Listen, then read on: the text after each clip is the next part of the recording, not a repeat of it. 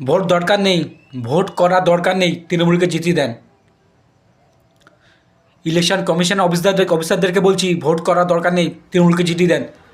আমরা আমরা বিজেপি হয়ে ঝাঁটা ধরবো না, বিজেপি হয়ে নামবো না। কী নেবে, কী করবো? শুধু নিজেদের ভোটটা দিয়ে কি বিজেপিকে আনা যাবে? কী দরকার ছিল এসআইআর করার? কোটি কোটি টাকা খরচা করে এসআইআর করার দরকারটা কী ছিল? জিতিয়ে দেন তৃণমূলকে, দরকার নেই 26-এ ভোট। 2238টি বুথে কোনো মৃত ভোটার নেই। 23 বছর অবধি একটা বুথে ভোট 2222 আর 8টা বুথে ভোট হয়েছে, কেউ মরিনি। কোনো 2002-এর পরে এই 2025 অবধি কোনো আসেনি, সব 2000 আগে। হ্যাঁ, দরকার নেই এরকম ভোট, জিতিয়ে দেন তৃণমূলকে। ইলেকশন কমিশন অফিসারদেরকে বলতে চাই, কোটি কোটি টাকা যে খরচা, সাধারণ নাগরিকের ট্যাক্সের টাকা যে খরচা হলো, কিসের জন্য? ভারত থেকে অবিহিত ভোটারদেরকে সরানো হবে।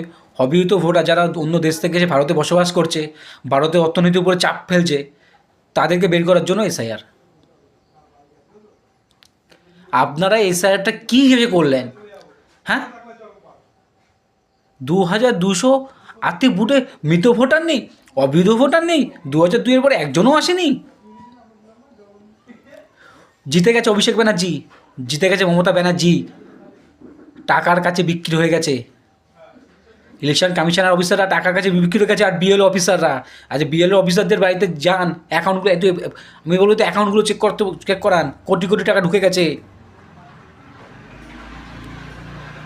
দরকার নেই বাংলার রাজনীতি, দরকার নেই।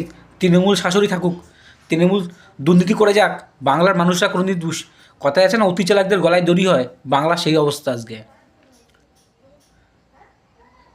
আর বিএলও অফিসারদেরকে বলছি,